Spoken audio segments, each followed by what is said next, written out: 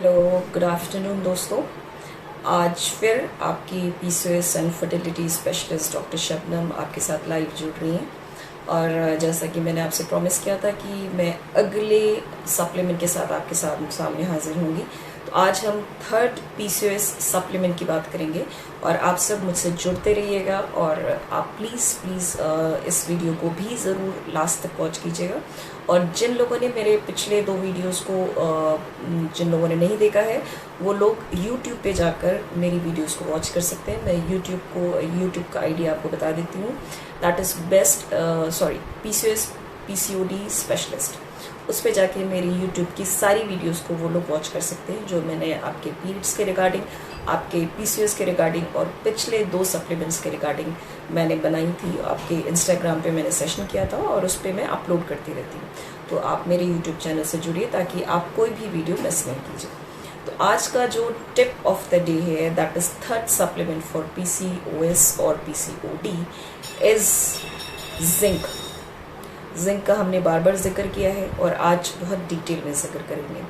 तो जिंक एक trace element है बट ये हमारे लिए बहुत ज़्यादा इम्पॉर्टेंट है। ये पीसीओएस पेशेंट्स के लिए और पीसीओएस इनफर्टाइल पेशेंट्स के लिए भी बहुत ज़्यादा इम्पॉर्टेंट है। अब जिंक अगर मैं बात कर रही हूँ तो जिंक हमने अभी कोरोना के केस में भी बहुत ज़्यादा खाया है। बहुत सारे लोगों को जिंक दिया गया होगा। आप सब अगर मुझसे मेरी इस वीडियो को देख रहे हैं तो आप सब ने काफ़ी मात्रा में अभी जिंक कंज्यूम किए होंगे या जिंक के प्रोडक्ट्स लिए हुए होंगे। लेकिन आपको ये नहीं पता होगा कि आपका ये जिंक आपके पीसीओएस के केस में और आपकी फर्टिलिटी के केस में, आपकी इनफर्टिलिटी के केस में कितना ज़्यादा इम्पोर्टेंट है। तो आज मैं उसी जिंक के बारे में बात करूँगी। तो लेट्स स्टार्ट आवर सेशन कि थर्ड सप्लीमेंट फॉर पीसीओएस और पीसीओडी। तो जिंक। तो दोस्तों जिंक किस तरीके से पीसीओएस पीसीओडी को फ़ायदा पहुंचाता है, पहले थोड़ा सा उसका जिक्र कर लेते हैं। उसके बाद फिर मैं नेचुरल सप्लीमेंट्स पे आऊँगी कि जिंक हमें किन किन चीज़ों से मिल सकता है। तो जिंक हमें किस तरीके से फ़ायदा पहुंचाता है। पहले तो ये है कि ये आपकी फर्टिलिटी को इंक्रीज़ करता है, यानी रिप्रोडक्शन में हेल्प करता है। दूसरा ये कि आपके बॉडी में यानी पीसीओएस एंड पीसीओडी पेशेंट्स की बॉडी में जो हार्मोनल इम्बैलेंस होता है उसको भी रेगुलेट करने में हेल्प करता है। इसके अलावा एक बहुत इम्पॉर्टेंट चीज़ है, अगर मुझसे कपल्स जुड़ रहे हैं या वो लोग जो मुझसे जुड़ रहे हैं और उनको इनफर्टिलिटी है, पीसीओएस इनफर्टिलिटी है या इनफर्टिलिटी है, तो प्लीज़ मेरी इस बात को इग्नोर मत कीजिएगा कि जिंक का रोल फीमेल इनफर्टिलिटी के बजाय मेल इनफर्टिलिटी में बहुत ज़्यादा है। तो इसको इग्नोर नहीं करना है। जिन इनफर्टाइल कपल्स ने सीमेन एनालिसिस कराया हुआ है और उसमें उनके पैरामीटर्स गड़बड़ हैं, तो प्लीज़ आप ध्यान रखिए कि अगर आप उसके लिए दवाई ले रहे हैं तो जिंक का रिप्लेसमेंट करना नहीं भूलिए। आप नेचुरल तरीके से भी जिंक ले सकते हैं और जिंक अगर आपको मेडिसिनल फॉर्म में लेना है तो अपनी डॉक्टर के सलाह से लीजिए। यूं ही अपने आप जिंक मत ले लीजिए, लेकिन अपने डॉक्टर की सलाह से आप जिंक को भी उसमें ऐड कर सकते हैं। मैं आपको बताऊंगी कि किस तरीके से जिंक आपकी फर्टिलिटी को अफेक्ट करता है। तो पहले मैं फीमेल फर्टिलिटी की बात करूं कि एक फीमेल इनफर्टाइल फीमेल में जिंक क्या रोल प्ले करता है। जिंक आपके ओव्यूलेशन में रोल प्ले करता है। जिंक आपकी रिप्रोडक्टिव कैपेसिटी को बढ़ाने में हेल्प करता है। जिंक आपकी प्रेगनेंसी में हेल्प करता है। जिंक आपके अंदर बच्चे के डेवलपमेंट में हेल्प करता है। तो फीमेल में ये सारा चीज़ जिंक का इन सारी चीज़ों में रोल है। और अगर मेल की बात करूँ तो मेल के अंदर सीमेन एनालिसिस की अगर आप रिपोर्ट उठा कर देखें जिन्होंने कराई हुई है, तो सीमेन एनालिसिस वाली रिपोर्ट में आप देखेंगे कि जिंक जो है सीमेन वॉल्यूम को इंक्रीज़ करता है, सीमेन की जो मोटेलिटी है उसको इंक्रीज़ करता है, उसकी मॉर्फोलॉजी को अच्छा करता है, उसके बहुत सारे पैरामीटर्स को अच्छा करता है। तो zinc is very very important for both the couples, not only for female, this is very important for male as well. तो इसका कंजम्पशन सिर्फ फीमेल के लिए नहीं, मेल के लिए भी बहुत ज़रूरी है। जो लोग पीसीओएस इनफर्टिलिटी से जूझ रहे हैं, जिन लोगों को पीसीओएस की वजह से इनफर्टिलिटी है या फिर जिन लोगों को वैसे भी इनफर्टिलिटी है, वो लोग जिंक का एटलीस्ट नेचुरल चीज़ों से जिंक कंजम्पशन ज़रूर करें।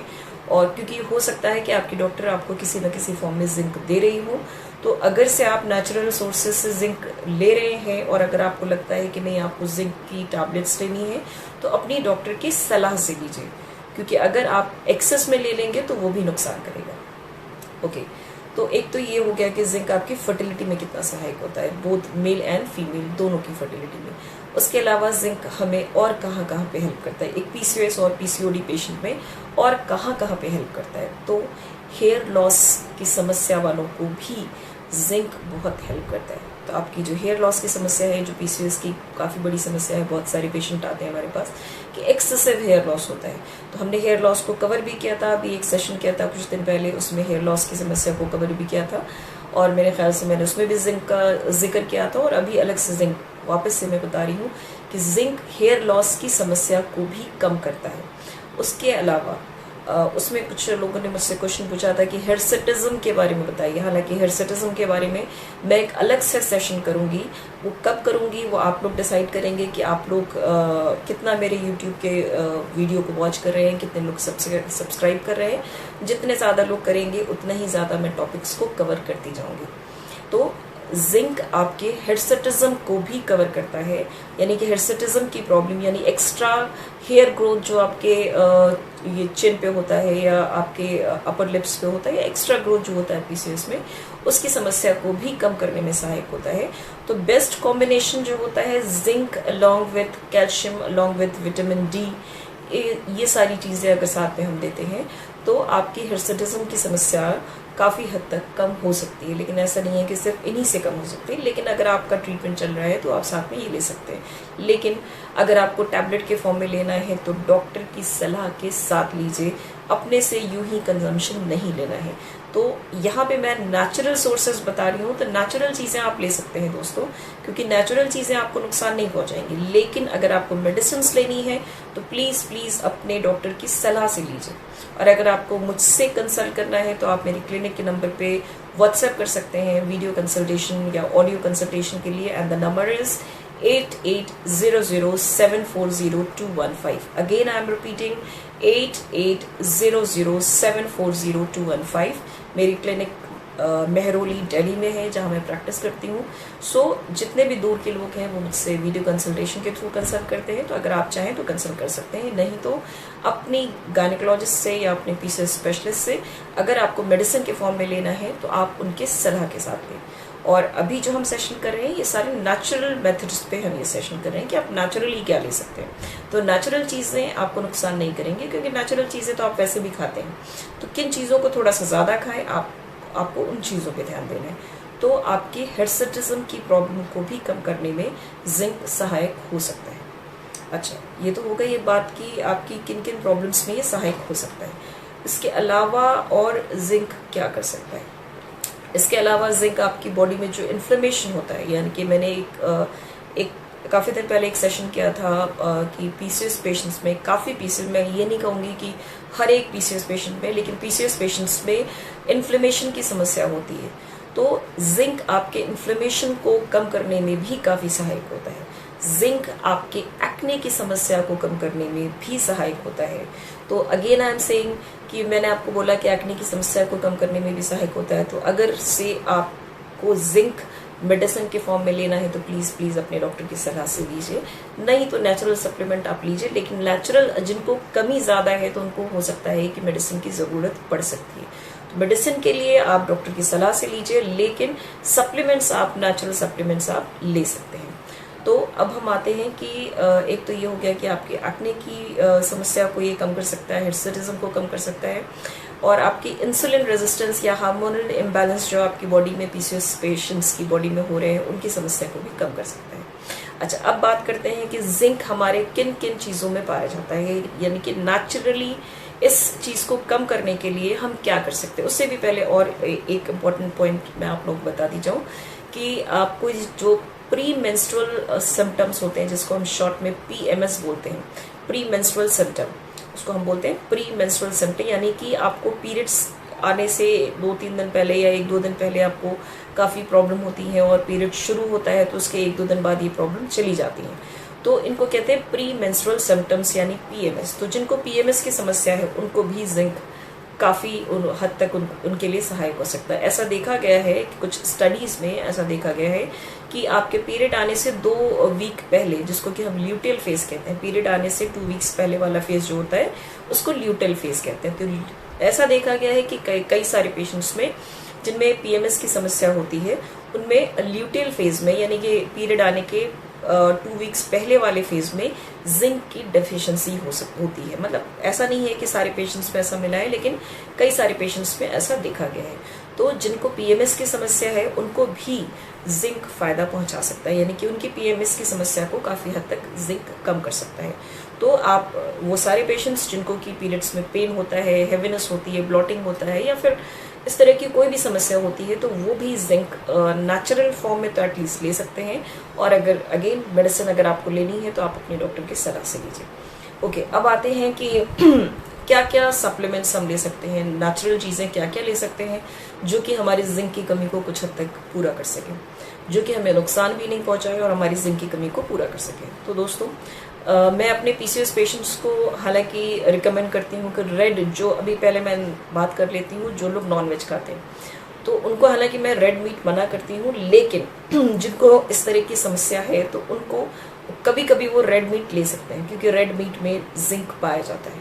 तो कभी कभी ले सकते हैं, और ज़्यादा रेड मीट लेने से भी नुकसान होता है, क्योंकि इसमें काफ़ी मात्रा में आपके कोलेस्ट्रॉल और लिपिड की समस्या हो सकती है। तो रेड मीट ज़्यादा नहीं लेना है, लेकिन हाँ कभी कभी आप रेड मीट ले सकते हैं, क्योंकि इसमें जिंक की मात्रा काफ़ी पाई जाती है। उसके अलावा आप ये शेल फिश ले सकते हैं, जैसे ऑयस्टर्स हो गए, श्रिम्प हो गया। तो ये जो शेल फिश हैं इनमें भी जिंक की मात्रा काफ़ी हद तक पाई जाती है। उसके अलावा अगर हम एग की बात करें तो एग में भी जिंक होता है, तो आप डेली 1 एग कंज्यूम कर सकते हैं।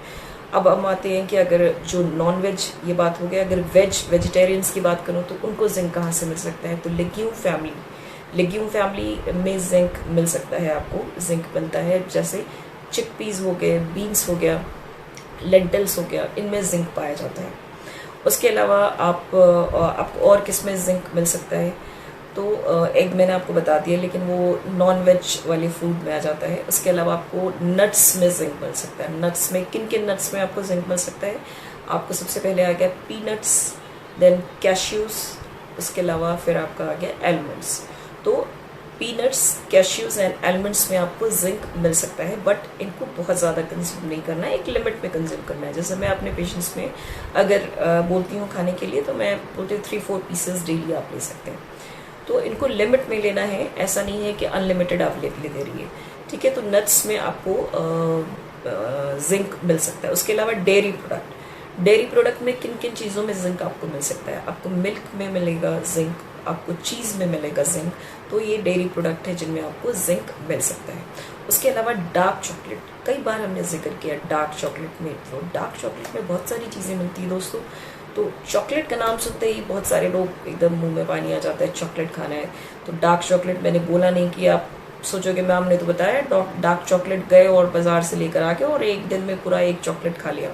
तो यहाँ पे ध्यान रखना है, डार्क चॉकलेट में कई सारी चीज़ें होती हैं और बेनिफिशियल भी होता है, लेकिन हर चीज़ को लिमिट करना है। ऐसा नहीं कि एक दिन में पूरी एक चॉकलेट खा गए। तो डार्क चॉकलेट में भी जिंक पाया जाता है, लेकिन एक पीस, छोटा सा पीस खाइए, ये नहीं कि क्योंकि उसमें, ये याद रखिए, इसमें शुगर भी पाया जाता है। तो dark chocolate is very beneficial for PCOS patient. इसके पहले वाले सेशन में भी हमने जिक्र किया था कि इसमें और क्या पाया जाता है, वो जानने के लिए आप मेरे पिछले सेशंस को देखिए।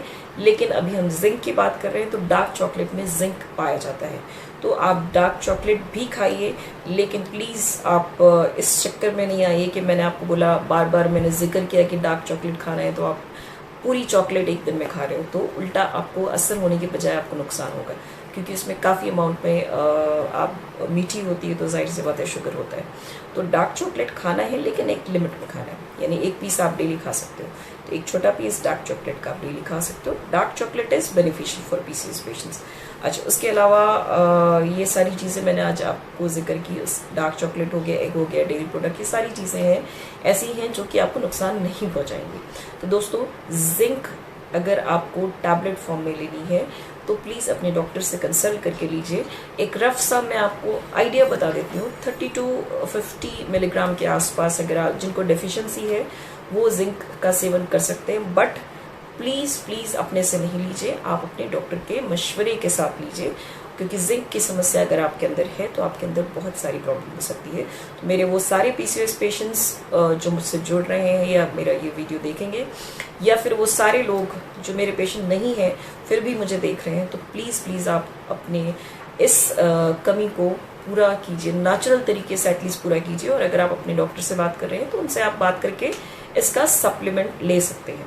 और अगेन वीडियो ख़त्म करने से पहले या एंड करने से पहले मैं आपको बताती चलूँ, आज हमने थर्ड सप्लीमेंट की बात की है। हमने ये प्रॉमिस किया था मैंने आपसे कि मैं 10 टोटल पीसीओएस के बेस्ट सप्लीमेंट्स आपको बताऊंगी। तो आज बारी थी तीसरे सप्लीमेंट की, जो कि जिंक था। अगले चौथे सप्लीमेंट के लिए आप मेरा चौथा वीडियो देखिएगा और प्लीज़ ज़रूर से एंड तक वॉच कीजिएगा। तो आज की जानकारी हम यहीं पे समाप्त करते हैं, यहीं पे ख़त्म करते हैं, और उम्मीद करती हूँ कि आप मेरे सारे सेशंस आप देखेंगे और उनको फॉलो करेंगे। ये सारे सेशंस मैं आप लोगों को इसलिए कर रही हूँ क्योंकि मैं ओपीडी में इतना सारी चीज़ें कवर नहीं कर पाती। तो आप सारे लोग जो मुझे देख रहे हैं, ये जो चीज़ें मैं आपको नेचुरल बता रही हूँ, प्लीज़ प्लीज़ उनको आप लीजिए, क्योंकि ओपीडी में इतना टाइम नहीं होता है कि इतनी सारी चीज़ें आपको समझाई जा सके। तो अगले सेशन में हम अपने चौथे पीसीओएस के बेस्ट सप्लीमेंट के साथ आपसे मिलेंगे। तो उससे जुड़ने के लिए आप प्लीज़ प्लीज़ मुझे फॉलो कीजिए, मुझे इंस्टाग्राम पे फॉलो कीजिए, मुझे फेसबुक पे फॉलो कीजिए, और मेरे यूट्यूब चैनल से जुड़िए, क्योंकि अगर आप मुझे लाइव नहीं देख पाते हैं तो आप मेरे यूट्यूब पे मैं सारी वीडियोज़ अपलोड करती हूँ, उस पर जाके देख सकते हैं। तो आज के लिए इतना ही। आप सब अपना ख्याल रखें और मेरी अगली वीडियो से ज़रूर जुड़ें। तो अगले चौथे सप्लीमेंट के साथ, चौथा fourth best supplement for PCOS के साथ मैं आपके सामने हाजिर होंगी। हो सकता है कि मैं कल ही अपना वीडियो लेके आपके साथ आऊँ, या फिर एक दिन छोड़ के। तो मैं अभी कोशिश कर रही हूँ कि हर दूसरे दिन या फिर नेक्स्ट डे ही मैं आपके सप्लीमेंट के साथ हाजिर हूँ और आपको सारी इन्फॉर्मेशन देती रहूँ। तो आप मेरे अगले वीडियो के लिए प्लीज़ इंतज़ार कीजिएगा और मेरे सारी पिछले वीडियोस को फॉलो कीजिए, और उनको जो चीज़ें मैं बता रही हूँ उन चीज़ों को कम से कम अपनी लाइफ स्टाइल में लाइए। So thank you all, have a nice day. सब लोग खुश रहिए और ख्याल रखिए।